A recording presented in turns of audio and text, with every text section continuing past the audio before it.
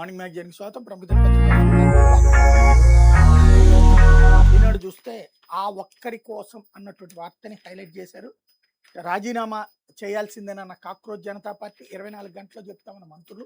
నేడు మళ్లీ చర్చలు. 47 మంది ఎన్టీఏ సిబ్బందికి ఉద్వాసన. నీట్ ప్రశ్నాపత్ర లీక్తో కాక్రోచ్ జనతా పార్టీ నేతృత్వంలో ఉవ్వెత్తు నెగసిన ఉద్యమం రసకందాయంలో పడింది. కేంద్ర ప్రభుత్వం సీజేపీ చర్చలు శుక్రవారం అసంపూర్తిగా ముగిశాయి. ఏమీ తేల్చకుండా శనివారానికి ఉత్కంఠను మిగిల్చాయి. మంత్రి ధర్మేంద్ర ప్రధాన్ రాజీనామా చేయాల్సిందేనని సీజేపీ పట్టుబట్టగా ప్రభుత్వం సుముఖతేమీ వ్యక్తం చేయకుండా 24 గంటల సమయం కోరింది. శనివారం మధ్యాహ్నం ఏ విషయం చెప్తానంటూ వాయిదా వేసింది. మరో ప్రధానమంత్రి మోడీ హామీ మేరకు ప్రభుత్వం లీకేజీల నివారణ చర్యలను వేగవంతం చేసింది. కొత్త ముసాయిదా బిల్లుకి కేంద్ర కేబినెట్ ఆమోదం తెలపడం, పరీక్షల నిర్వహణ సంస్థ ఎన్టీఏలో 47 మంది సిబ్బందికి ఉద్వాసన పలకడం, ఢిల్లీలో భద్రతను మరింత కట్టుదిట్టం చేసే దిశగా మరో 10 కంపెనీలు సిఆర్పీఎఫ్ బలగాలను వాయు మార్గంలో దేశ రాజధానికి తరలిస్తుండటం తాజా పరిణామాలు. మరోవైపు పరీక్షల్లో అవకతవకలు నిరసిస్తూ శనివారం సాయంత్రం అన్ని జిల్లాల్లో కొవ్వొత్తుల ర్యాలీలు చేపట్టాలి. తమ పార్టీ రాష్ట్ర శాఖలను కాంగ్రెస్ ఆదేశించింది. సీజేపీ పిలుపుతో పలు రాష్ట్రాల నిరసనలు క్రమంగా ఉధృతమవుతున్నాయి. ఢిల్లీలో నిరసనకారులపై తమ సిబ్బంది పెల్లెట్ గన్లతో కాల్పులు జరిపారని, ఆందోళనకారులపై తీవ్ర బలప్రయోగానికి దిగారని వస్తున్న ఆరోపణల మీద విచారణ ప్రారంభించినట్టు ర్యాపిడ్ యాక్షన్ ఫోర్స్ తెలిపింది. పేపర్ లీక్ బాధ్యత వహిస్తూ కేంద్ర విద్యాశాఖ మంత్రి ధర్మేంద్ర ప్రధాన్ రాజీనామా చేయాలని తమ ప్రధాన డిమాండ్ అని మోడీ సర్కార్కి సీజేపీ శుక్రవారం చర్చలో స్పష్టం చేసింది అన్నటువంటిది హైలైట్ చేశారు. లేకపోతే లీకు చేస్తే 10 ఏళ్ల జైలు, 10 కోట్ల జరిమానా, 3 నెలల్లో తీర్పు. కొత్త బిల్లు కేబినెట్ ఆమోదం. సోమవారం పార్లమెంట్ ముందు ప్రశ్నాపత్రాలు లీక్ చేసిన వాళ్ళకి 10 కోట్ల వరకు గరిష్ట జరిమానాతో పాటు 10 ఏళ్ల వరకు జైలు శిక్ష విధించేందుకు వీలు కల్పించే ముసాయిదా బిల్లు కేంద్ర మంత్రిమండలి శుక్రవారం ఆమోద ముద్ర వేసినట్టు తెలిసింది.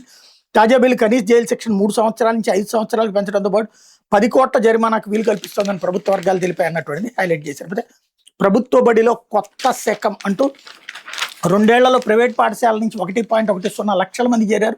రంపచోడవరంలో మెగా పీటీఎంలో సీఎం చంద్రబాబు విద్యా వ్యవస్థలో మార్పు మొదలైందని దాన్ని కొనసాగిస్తానని ముఖ్యమంత్రి చంద్రబాబు చెప్పారు. 2 ఏళ్లలో 1.10 లక్షల మంది ప్రైవేట్ బోర్డుల నుంచి ప్రభుత్వ పాఠశాలకు రావడం మన సత్తా సమర్థతకి నిదర్శనం అన్నారు. తల్లిదండ్రులతో పాటు ఉపాధ్యాయులు బాధ్యత తీసుకుంటే బిడ్డలకు ఉజ్వల భవిష్యత్తు ఉంటుందని ఆకాంక్షించారన్నటువంటిది హైలైట్ చేశారు. లేకపోతే విశాఖలో మరో డేటా సెంటర్ అంటూ 58,743 కోట్ల పెట్టుబడితో ఏర్పాటుకు ప్రతిపాదన. 71,602 కోట్ల పెట్టుబడులకు వివిధ సంస్థల ఆసక్తి. 14,190 మందికి ఉపాధికి అవకాశం. ప్రతిపాదనలు పరిశీలించిన ఎన్ఐపిసి రాష్ట్రంలో డేటా సెంటర్, లిథియం అయాన్ బ్యాటరీల తయారీ, ఎలక్ట్రానిక్స్ మ్యానుఫ్యాక్చరింగ్, సోలార్, ఇన్గాట్, రక్షణ రంగ ఉత్పత్తుల తయారీ పరిశ్రమల ఏర్పాటుకు వివిధ సంస్థల నుంచి వచ్చిన ప్రతిపాదనలకు రాష్ట్ర పెట్టుబడుల ప్రోత్సాహక మండలి పరిశీలించింది. రాష్ట్రంలో 71,602 కోట్ల పెట్టుబడితో పరిశ్రమల ఏర్పాటుకు వివిధ సంస్థలు ప్రభుత్వానికి ప్రతిపాదనలు అందించినాయి అన్నటువంటిది హైలైట్ చేశారు. అయితే గ్రానైట్ బండ గుబేల్ అంటూ సంక్షోభ దిశగా పాలిషింగ్ పరిశ్రమలు. గతంలో విదేశాలకు 3,000 కంటైనర్లు. యుద్ధ ప్రభావంతో భారీగా పెరిగిన రవాణా ఛార్జీలు. ప్రస్తుతం 500 లోపే. రాష్ట్రంలోని గ్రాండ్ పరిశ్రమల మీద ఇరాన్, అమెరికా యుద్ధ ప్రభావం గట్టిగానే పడింది. గల్ఫ్ దేశాలు గ్రానైట్ స్లాబులు ఎగుమతులు నిలిచిపోవడంతో పాలిషింగ్ యూనిట్లు సంక్షోభంలో పడ్డాయి. గతంతో పోల్చుకుంటే ఆయా దేశాలకు ఓడల ద్వారా తరలించే కంటైనర్ల రవాణా ఛార్జీలు 3-4 రెట్లు పెరిగాయి. ఆ భారం భరించలేక బయ్యర్లు కొనుగోలు నిలిపేశారు. ఇంతకుముందు ప్రకాశం జిల్లా చేమకుర్తి ప్రాంతం నుంచి గ్రానైట్ స్లాబులు కంటైనర్లు నెలకు 3,000కు పైగా ఇతర దేశాలకు తరలేవు. ప్రస్తుతం వాటి సంఖ్య 500 లోపే ఉండడం గమనార్హం అన్నటువంటిది హైలైట్ చేశారు. ఇకపోతే 44,71,523 ఓట్లు పోయినట్టే తొలగించాల్సిన జాబితాలో చేర్చిన ఈసీ అభ్యంతరాలు ఉంటే దరఖాస్తు చేసుకోవాలి. నో మ్యాపింగ్ కేటగిరీలో మరో 8,55,560 ఓట్లు. ఓటర్ల జాబితా ప్రత్యేక సమగ్ర సవరణలో భాగంగా 44,71,523 ఓట్లు తొలగించాల్సిన జాబితాలోకి జరిపి వీరిని ఎన్నికల సంఘం అన్కలెక్టబుల్గా అవకాశం లేనిగా పరిగణిస్తోంది. ఈ నెల 31 ఎన్నికల సంఘం విడుదల చేసే ముసాయిదా జాబితాలో ఈ ఓటర్ల పేర్లు ఉండవు అన్నటువంటి వార్తని హైలైట్ చేశారు. లేకపోతే అదే జరిగితే ఏపీ భవిష్యత్తు బంగారం అంటూ చిగురుగుంట బి సావత్తం గనుల్ని దక్కించుకుని బంగారం వెలికి తీయాలని ఏపీ ఖనిజ అభివృద్ధి సంస్థ యోచిస్తోంది. వీటికి నిర్వహిస్తున్న ఈ వేలంలో పాల్గొనేందుకు సిద్ధమైంది. వేలం లేకుండా గనులు ఏపీఎండీసీకి రిజర్వ్ చేసేలా కేంద్రాన్ని కోరేందుకు రాష్ట్ర ప్రభుత్వం ద్వారా ప్రయత్నాలు ఆరంభించింది. ఈ మైన్స్ను దక్కించుకుంటే సంస్థకు ఆర్థికంగా మేలు జరుగుతోందని భావిస్తోంది అన్నటువంటిది హైలైట్ చేశారు. లేకపోతే జోగి రమేష్ కుటుంబంపై హత్యాయత్నం, గృహహింస కేసు. వైకాపా నేత మాజీ మంత్రి జోగి రమేష్, ఆయన కుటుంబ సభ్యుల మీద హత్యాయత్నం, గృహహింస, వర్కట్ నిరోధక చట్టం కింద కేసు నమోదైంది. ఆయన పెద్ద కోడలు జోగి మేఘన ఇచ్చిన ఫిర్యాదు మేరకు ఎన్టీఆర్ జిల్లా ఇబ్రహీంపట్నం పోలీస్ స్టేషన్లో శుక్రవారం కేసు కట్టారు. నిందితులుగా జోగి రమేష్, అతని సోదరుడు రాము, సోదరి రమ, కుటుంబ సభ్యులు 11 మందిని చేర్చారు. జోగి రాజీవ్, రమేష్, శకుంతల, రోహిత్, ప్రియాంక, జోగి రాము, అతని 2 కుమారులు రాకేష్, పాండు, స్వామి, రమ, సాయి పేర్లను ఎఫ్ఐఆర్లో చేర్చారు. జోగి రమేష్ పెద్ద కుమారుడు రాజీవ్కి ఏడాది కింద కోదాడకి చెందిన మేఘనతో పెళ్లయింది. కుటుంబంలో విభేదాలు రావడంతో కొన్నాళ్ళుగా వేరుగా ఉంటున్నారు. ఇరువైపుల పెద్దల సమక్షంలో రాజయత్నాలు జరిగిన ఫలించలేదు. దీంతో మేఘన్ శుక్రవారం స్టేషన్లో ఫిర్యాదు చేశారు.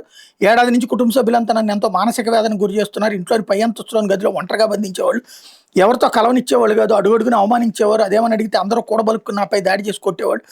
భర్త రాజీవ్ ఎప్పుడు కోపంగా ఉంటేది అని అడిగితే కోప్పడుతూ కొట్టేవాడు. అందరూ కలిసి నన్ను చంపేందుకు ప్రయత్నించారని మేఘన తన ఫిర్యాదులో పేర్కొన్నారు. పోలీసులు కేసు నమోదు చేసి దర్యాప్తు చేస్తున్నారు అన్నటువంటిది హైలైట్ చేశారు. లేకపోతే తల్లికి వందనం డబ్బుల కోసం భార్య హత్య, మద్యానికి బానిసైన ఓ భర్త తల్లికి వందనం డబ్బుల కోసం భార్యను హత్య చేసిన ఘటన అన్నమయ్య జిల్లా పెద్దచెప్పనమందరం మండలంలో చోటు చేసుకుని పోలీసులు మృతురాలు కుటుంబ సభ్యుల కథల మేరకు మండలంలోని మల్లెల గ్రామానికి చెందిన రమాదేవికి బి కొత్తకోట మండలం దయ్యాలవారిపల్లికి చెందినట్టు సురేష్తో 8 ఏళ్ల క్రితం అయింది. వీళ్ళకి 2 పిల్లలు. భార్యాభర్తలు ఇద్దరు కూలీలే. 3 నెలల క్రితం వాళ్ళు గొడవ పట్టడంతో పిల్లలను రమాదేవి తన తల్లిదండ్రుల దగ్గర ఉంచింది.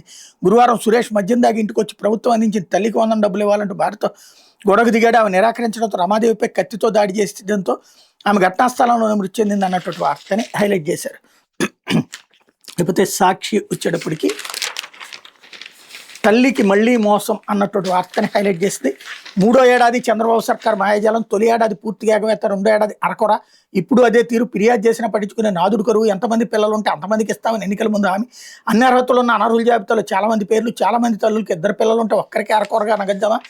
యుడైజ్ గణాంకాలు బట్టి 87.41 లక్షల మంది విద్యార్థులు, ప్రభుత్వ నిర్వాహకం వల్ల తగ్గిన విద్యార్థులు. ప్రస్తుత డేటా ప్రకారం తీసుకుని 84.55 లక్షల మంది అర్హులు. కానీ ప్రభుత్వం ఇస్తామని చెప్తోంది 64.76 లక్షల మందికి మాత్రమే. ఎవరికి 15,000 ఇవ్వనివైన అందరికీ 7,000 నుంచి 10,000 అన్నటువంటిది హైలైట్ చేశారు.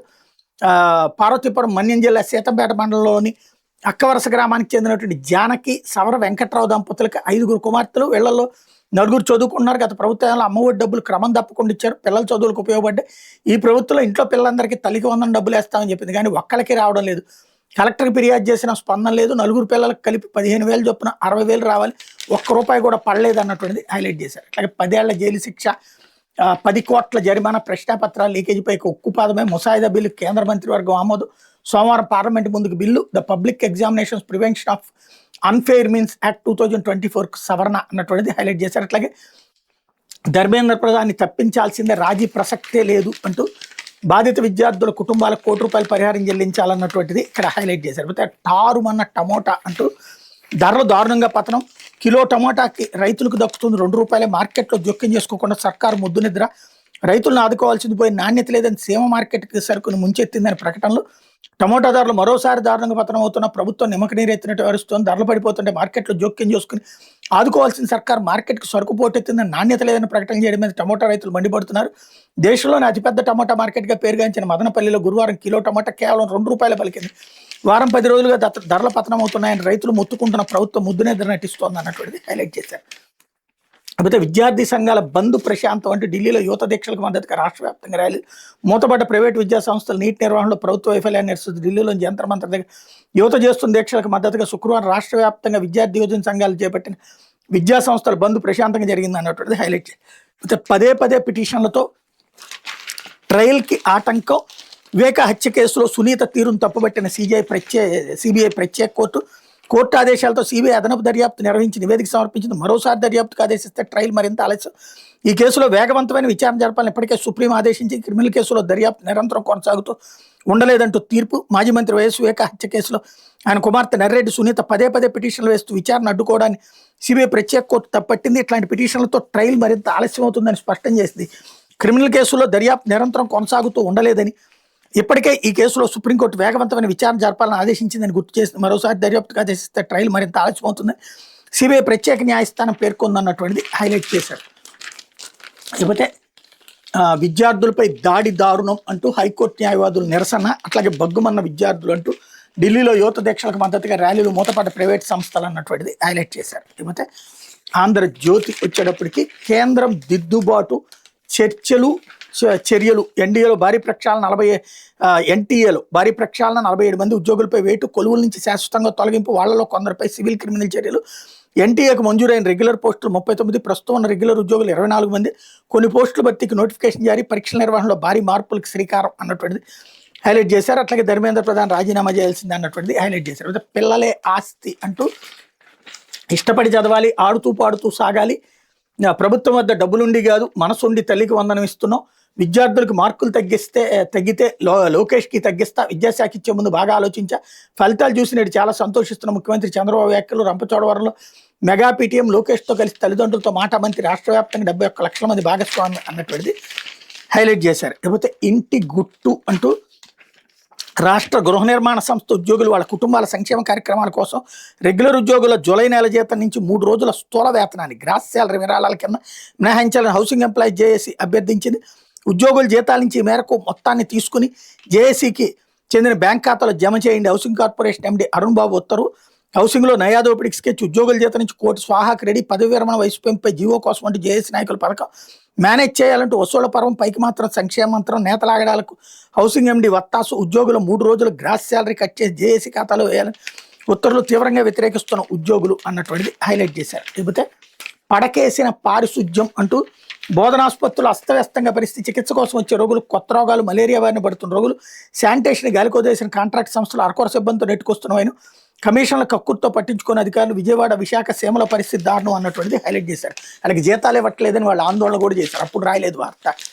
లేకపోతే పోలీసుల తీరుపై విచారిస్తాం అంటూ సుప్రీంకోర్టు చీఫ్ జస్టిస్, ప్రశ్నాపత్ర లీకేజీపై దేశవ్యాప్తంగా ఆందోళన చేపడుతున్న విద్యార్థుల మీద పోలీసుల బలప్రయోగంపై సుప్రీంకోర్టు స్పందించింది. పోలీసులు అణచివేత చర్యలు సవాల్ చేస్తూ దాఖలే 2 పిటిషన్లు సోమవారం విచారించేందుకు అత్యున్నత న్యాయస్థానం అంగీకరించింది. విజయ్ జస్టిస్ సూర్యకాంత్ నేతృత్వం ధర్మాసనం ఎదురు సీనియర్ న్యాయవాది గోపాల శంకర్ నారాయణ శుక్రవారం విషయాన్ని అత్యవసరంగా ప్రస్తావించారు అన్నటువంటిది హైలైట్ చేశారు. ఇకపోతే ధర్మేంద్ర రాజీనామా చేయాల్సిందే, లేకపోతే చలో సంసద్ కన్నా పెద్ద ఉద్యమం కేంద్రానికి సీజేపీ హెచ్చరిక. కేంద్ర విద్యాశాఖ మంత్రి ధర్మేంద్ర ప్రధాన్ రాజీనామా విషయంలో రాజీ లేదని, దానిపై చర్చలకు కూడా ఆస్కారం లేదని కేంద్ర ప్రభుత్వానికి కాక్రోజ్ జనతా పార్టీ తేల్చెప్పింది. ఈ డిమాండ్ ఆమోదించబోతే విద్యార్థి ఉద్యమాన్ని దేశవ్యాప్తంగా మరింత తీవ్రతరం చేస్తామని ఈ నెల 20వ తేదీన ఢిల్లీలో జరిగిన చలో సంసద్ కంటే పెద్ద ఉద్యమానికి పిలుపునిస్తామని హెచ్చరించింది అన్నటువంటి వార్తని హైలైట్ చేశారు. అయితే భారత్ సహా 17 దేశాలపై 10% దిగుమతి సుంకం, బలవంతపు శ్రమతో ఉత్పత్తి అయిన వస్తువులపై విధింపు. అమెరికా 17 దేశాల నుంచి దిగుమతి చేసుకునే వస్తువుల మీద అమెరికా 10% సుంకాలు విధించింది. ఈ సుంకాలు అత్యధిక లేక బలవంతపు శ్రమతో ఉత్పత్తి అవుతున్న వస్తువులకు మాత్రమే వర్తిస్తుందని పేర్కొంది. గత నెలలో వాణిజ్య చట్టంలో సెక్షన్ 301 ప్రకారం భారత్ సహా ఇతర దేశాలపై అమెరికా 12% సుంకాలు విధించింది. అయితే భారత్ అమెరికా వాణిజ్య ఒప్పందంలో భాగంగా అత్యధిక శ్రమతో ఉత్పత్తి అయ్యే వస్తువుల దిగుమతిని భారత్ నిషేధించింది. ఈ మేరకు ఒప్పందంలో చేసిన సవరణ అమెరికా పరిగణలోకి తీసుకుంది. టారిఫ్ 10% తగ్గించింది. ట్రంప్ సర్కార్ ఈ బలవంతపు శ్రమ అన్న కారణంతో 43 దేశాల మీద 12.5% సుంకాలు విధించింది. శుక్రవారం నుంచి అమల్లోకి రాబోతున్నాయి అన్నటువంటిది హైలైట్ చేశారు. ఇది దినపత్రికలో వచ్చినటువంటి వార్తలు వెనకాల జరుగుతున్నటువంటి పరిణామాలు.